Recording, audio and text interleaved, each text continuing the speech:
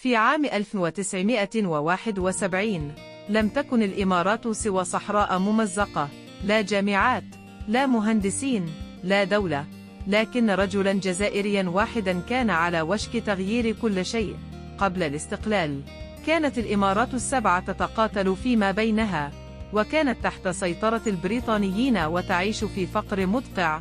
كان الشيخ زايد بلا دراسات، مرتبكا، يفتقر إلى السيطرة على ثروات بلاده. دعاه الرئيس هواري بومدين إلى الجزائر، فرأى بعينيه ما بنته الجزائر خلال 10 سنوات فقط: جامعات، مصافي نفط، ملاعب، وسوناطراك. قال زايد: لا أملك الرجال ولا الوسائل. فأجابه بومدين: لديك النفط، استعده، وسأرسل لك رجلا واحدا فقط. ذلك الرجل هو محمود حمرة كروة، دكتور جزائري صامت لكنه بناء.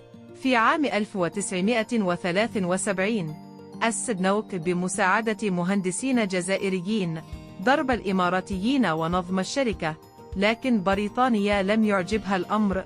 كانت تفقد نفوذها في الخليج. وفي البرلمان البريطاني قالت مارغريت تاتشر: لدي مشكلة خطيرة في الشرق الأوسط اسمها محمود حمرة كروة. وبعد ضغوط كبيرة أبعد عن منصبه، عاد إلى الجزائر، وتوفي في صمت عام 1997. اليوم نسيه من ساعدهم، لكن التاريخ لا ينسى. قبل ناطحات السحاب والطائرات الخاصة والترف كانت هناك صحراء، وفي تلك الصحراء كان هناك رجل جزائري، محمود حمرة كروة.